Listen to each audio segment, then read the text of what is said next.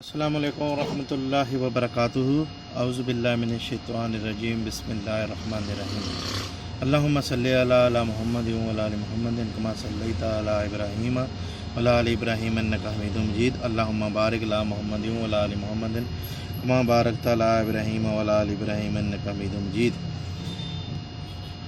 जी तो दोस्तों, आज आपका भाई आपका दोस्त मोहम्मद हसीब शबीर फिर से एक नई वीडियो लेके आपकी खिदमत में हाज़िर हुआ है। आज का इससे पहले कि हम अपनी वीडियो शुरू करें, मेरे वो तमाम बहन भाई जो इस वीडियो को नया देख रहे हैं और जो मेरे चैनल पे नए आए हैं, उनसे गुजारिश है कि मेरे चैनल को सब्सक्राइब कर दें और बेल आइकन का बटन दबा दें ताकि मेरी जितनी भी आने वाली नई वीडियोज़ हैं उनको मौसूल होती रहें। और इसी के साथ बिस्मिल्लाह करते हैं और अपनी आज की वीडियो पर आते हैं। ये आपके सामने आज मैंने डायग्राम रखी है जी। ये सीरीज़ बक्स की डायग्राम है कि घर में हम सीरीज़ बक्स या सीरीज़ बोर्ड किस तरह तैयार कर सकते हैं।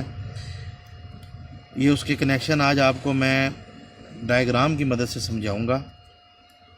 ये नाज़रीन सॉकेट है, ये स्विच है, ये बल्ब होल्डर है, ये सॉकेट की जी। तो कनेक्शन के लिए ये फेज़ है, ये न्यूट्रल है। कोई भी बोर्ड है उसमें दो तारें ही हमेशा चलती हैं, न्यूट्रल और फेज़। अब सबसे पहले फेज़ जो सी होती है हमेशा ज़हन में रखें कि स्विच के किसी भी एक पॉइंट पे फेज़ दिया जाता है। लिहाजा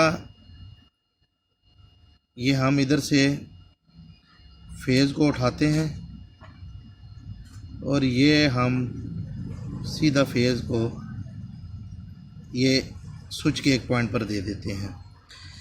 उसके बाद न्यूट्रल आ जाती है। न्यूट्रल हमेशा या होल्डर के किसी पॉइंट पर दी जाती है या सॉकेट के किसी पॉइंट पर दी जाती है।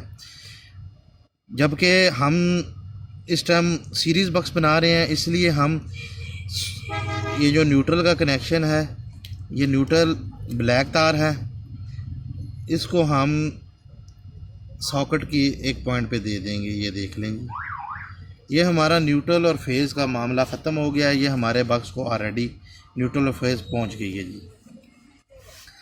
अब हमने क्या करना है, अब हमने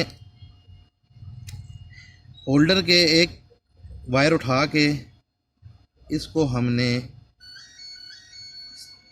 सॉकेट के साथ काम इन करना है और दूसरी जो वायर है उसको हमने बटन के पॉइंट पे देना है।